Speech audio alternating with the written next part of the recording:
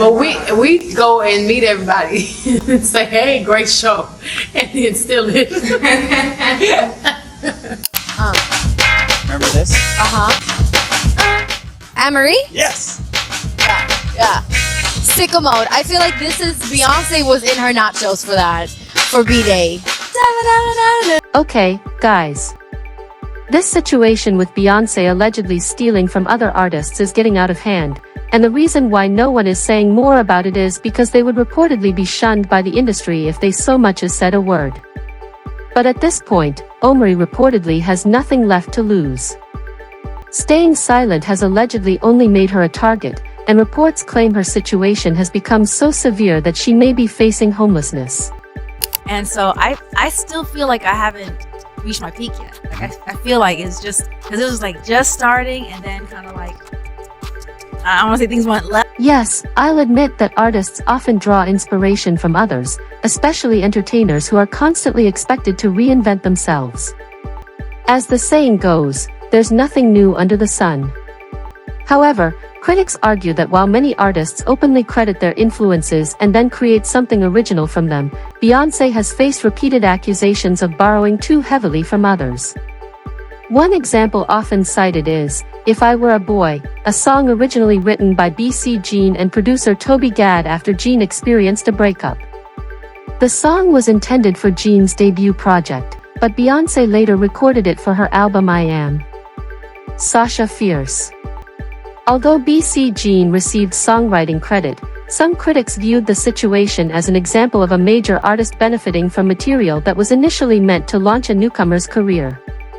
Another claim came from singer Jennifer Armour, who alleged that Beyoncé's 2003 hit, Baby Boy, resembled a song she had previously submitted to the label.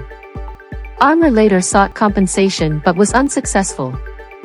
There were also allegations involving producer Terrence T. Robinson, who claimed that ideas connected to Survivor were used without proper credit after he shared material with Matthew Knowles.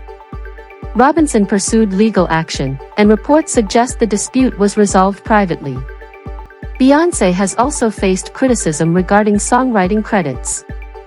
During a concert, she reportedly implied that she had written Irreplaceable as an anthem for women, but songwriter Ne-Yo later stated publicly that he wrote the song and offered it to her.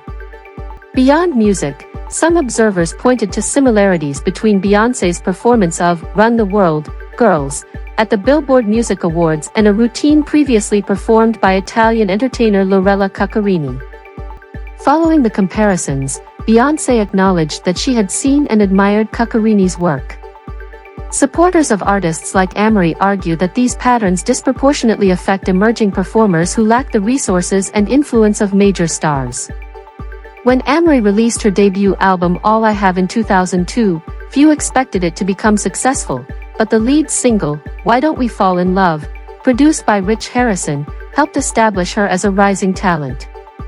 The music video featured a simple but memorable aesthetic, with Amerie wearing a white tank top, shorts, and red heels while walking through city streets.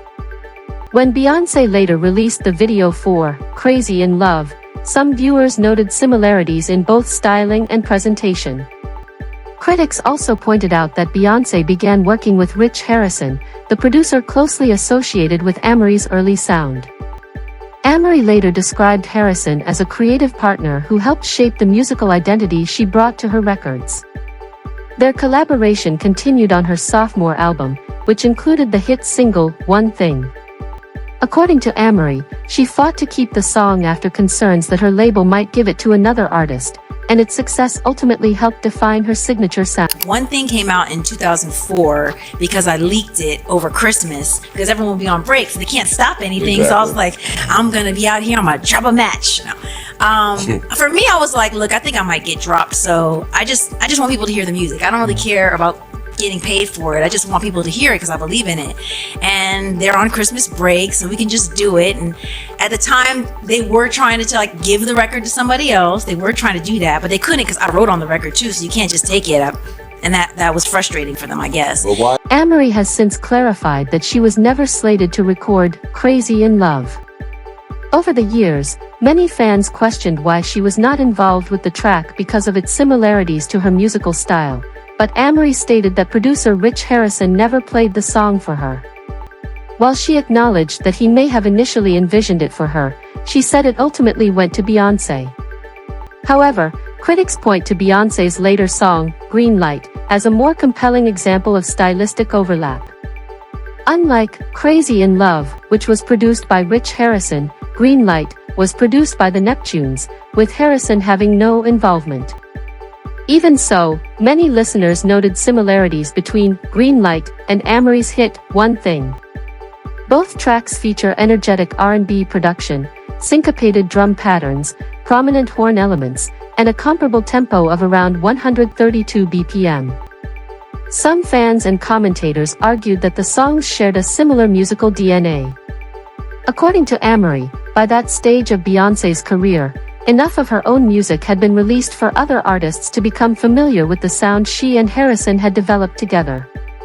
As a result, some observers believe aspects of that style began appearing in projects beyond Harrison's direct involvement. At the time, only a small number of black female artists had the industry backing and commercial momentum needed to compete at the highest level of pop music. Following the success of her solo debut and her years with Destiny's Child, Beyoncé occupied a dominant position in the industry. Amerie, despite earning critical acclaim and producing memorable hits such as Why Don't We Fall in Love and One Thing, did not achieve the same level of commercial support. Supporters of Amerie often point to the stark contrast in their career trajectories. While Beyoncé went on to become one of the most successful entertainers in the world, reports surrounding Amerie's divorce proceedings indicated that her monthly income was significantly lower than many fans expected for an artist who helped shape a notable era of R&B music. For some observers, this disparity raises questions about how different Amerie's career might have been if she had received the same level of promotion, resources, and opportunities. As a result, discussions about the similarities between the two artists continue to fuel debate among fans, with many wondering what could have happened had Amerie's career developed under different circumstances.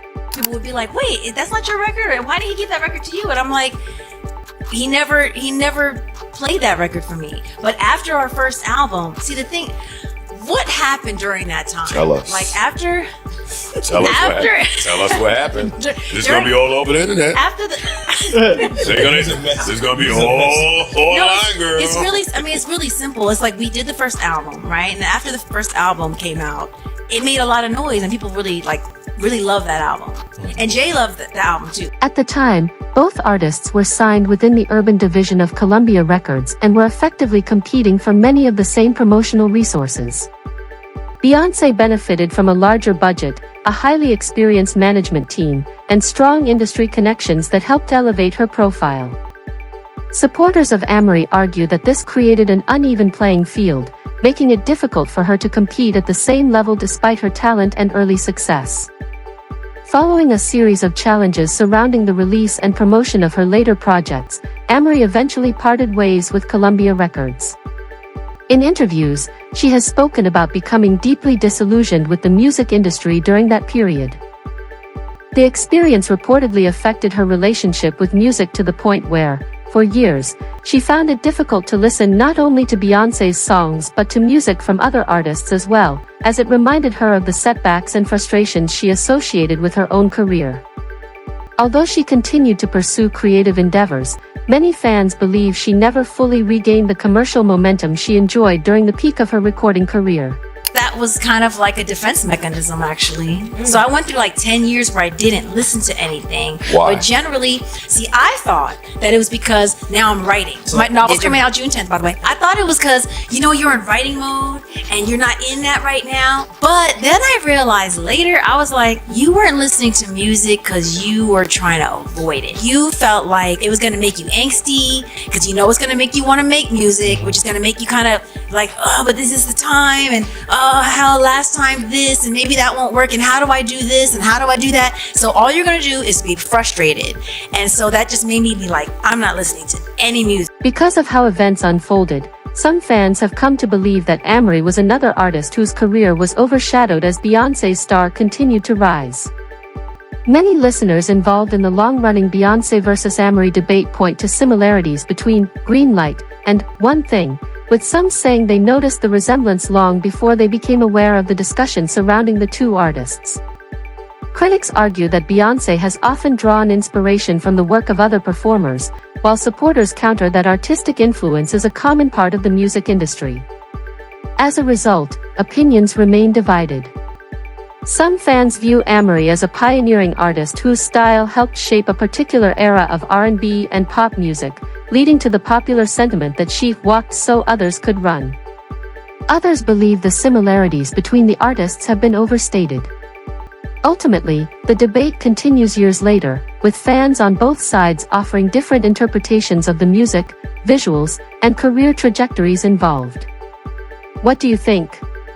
Do you believe Beyoncé was influenced by Amerie's style, or do you think the similarities have been exaggerated? Share your thoughts in the comments, and don't forget to like and subscribe. See you later, baddies.